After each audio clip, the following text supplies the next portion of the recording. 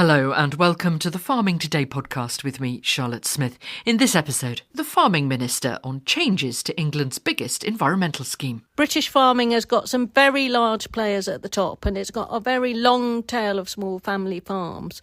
And we want to make this scheme available to them so that they can interact with it in a simple, predictable way so that we can increase the amount of sustainable farming that is done in this country.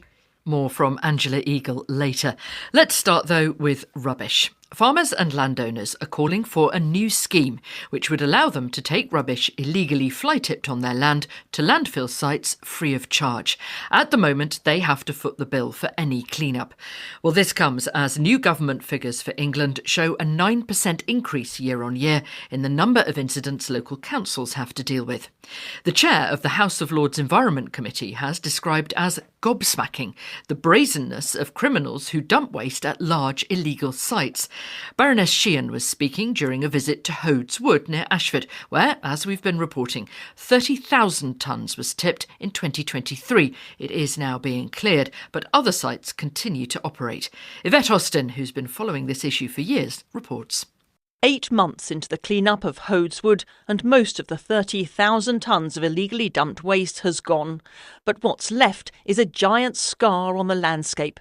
The case of the desecrated site of special scientific interest has moved the whole issue of large-scale illegal waste dumping further up the political agenda over the past year, with the House of Lords Committee on Environment and Climate Change calling for a root and branch review into how it's handled. So I was keen to show its chair, Baroness Sheehan, how the wood looks now. This was just a field before, and of course that's where the contractors are now based. This was the access that the criminals were using.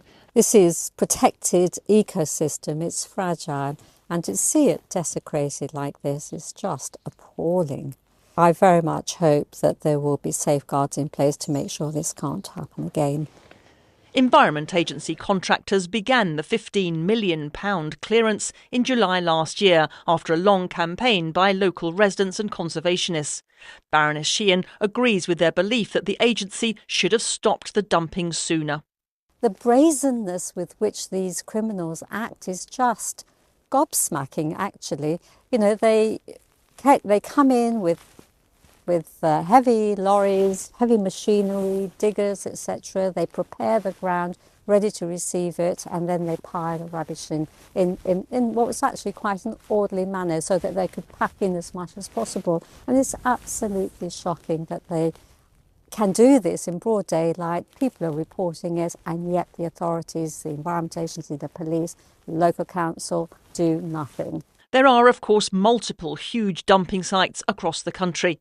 Enforcement's manager for the Environment Agency, Emma Viner, says they do work together with the police and local authorities to shut them. We have got dedicated resource, and specialist skills enabling us to tackle these sorts of issues. And when we become aware of these sites, we do have to assess them on a case-by-case basis, and they're all different in their nature. So we are taking action to shut them down quicker, and we will continue to do that. But there's another site in Kent that local people say has been operating for years, Raspberry Hill Park Farm in Iwade near Sittingbourne. The Environment Agency has told the Lords Committee the site contains approximately 36,000 tonnes of commercial waste. The local MP, Kevin McKenna, says it must be closed. It's at least 10 years. We just need to close the site down.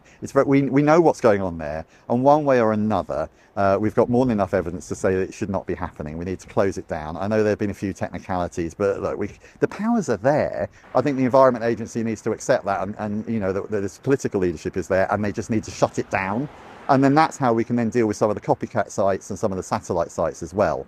Experts say the whole problem stems from the fact that a lot of money can be made evading the tax on disposing of waste properly. Dr. Tom Roberts is an environmental sociologist at the University of Surrey.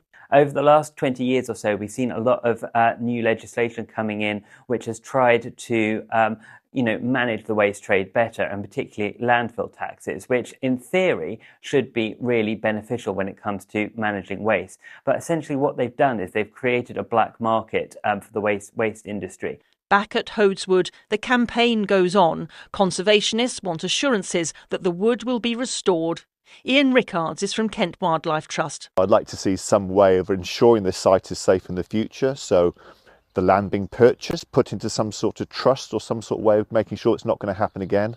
And then plans for how we then restore the woodland into so replanting or maybe making the best of what we got there, making sure that we've got a good starting base. But ultimately, it can never really go back to as it was. No, there's always going to be, we'll come back in 100 years' time and it'll be very obvious where this has happened.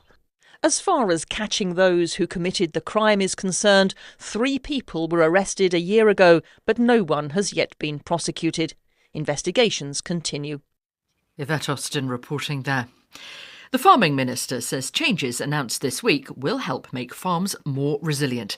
Well, this is all about the government's biggest environmental scheme, England's Sustainable Farming Incentive, which, as we reported yesterday, is getting an overhaul. The other UK nations have different schemes.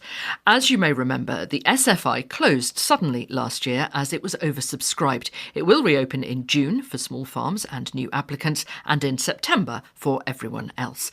Well, this week, ministers have outlined the main changes to the scheme. There will now be a £100,000 cap on payments. Agreements will last 3 rather than 5 years, and some payment rates will also change, with less money for planting things like herbal lays and winter birdseed, and more for moorland options.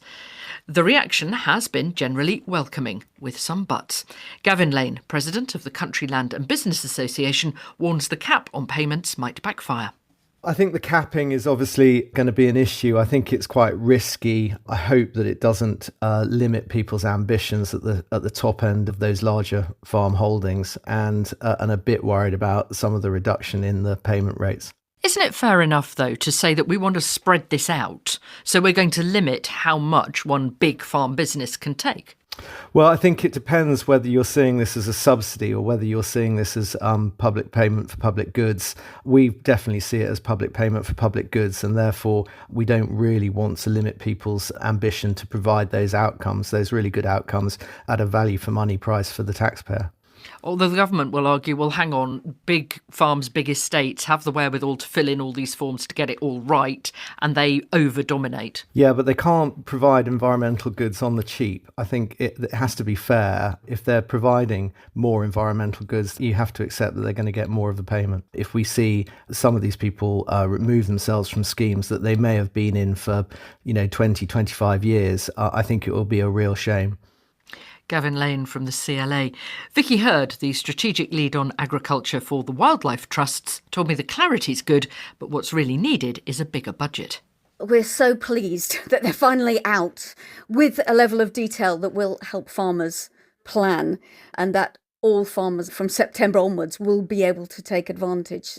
Good to see agroforestry in there, organic in there, but as ever, we need assurance that the budget is there long term. What do you make of the idea of having a cap? Because some people are saying, well, that will mean that estates and big farms that have gone for this in a major way will actually rack back and land will come out of being an advantage for nature.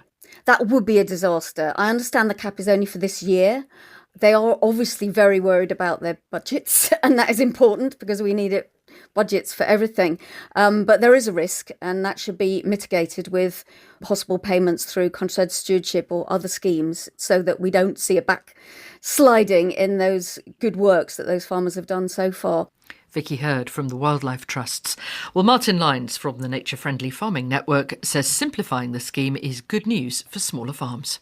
I think it's a positive step forward that sets out a framework of what's going to be on offer over the next 3 years. It's disappointing to see some of the actions removed and some of the payments reduced, but it gives us a foundation for what's coming.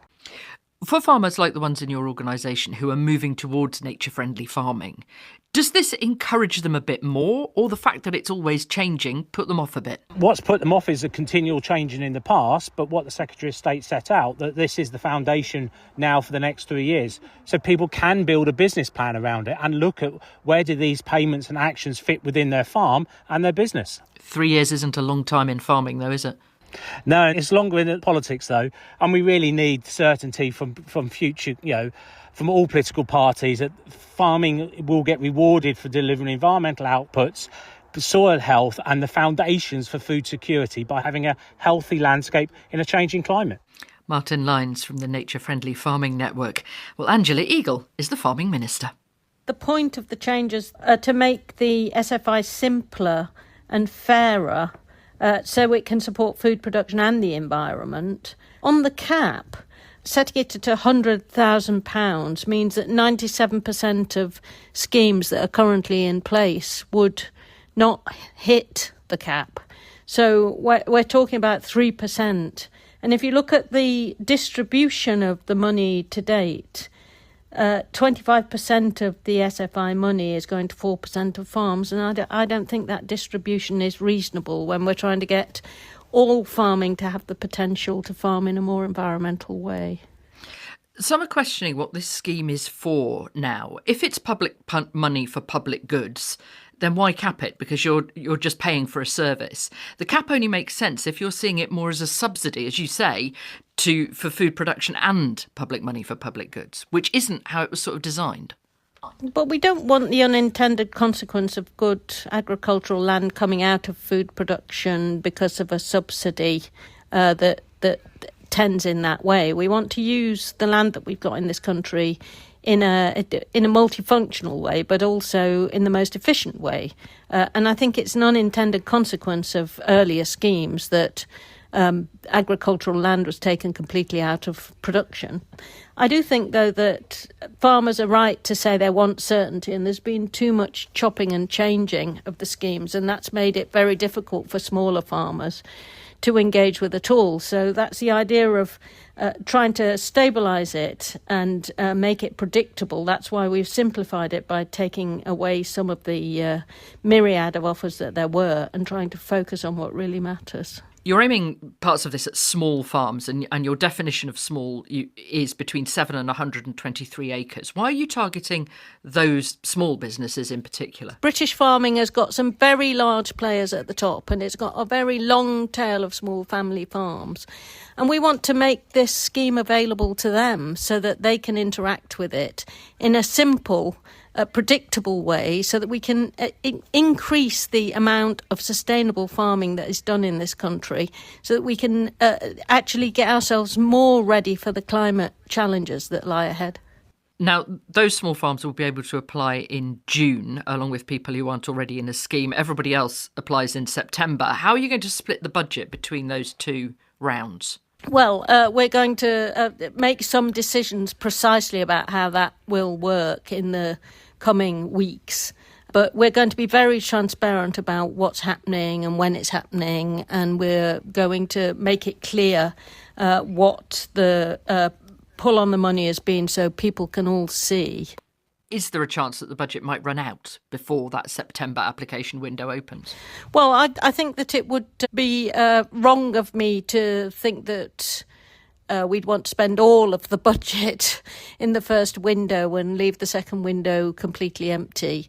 The split between that is a decision I have yet to make. And partly we're working in the dark, really. We're not quite sure what the take-up will be.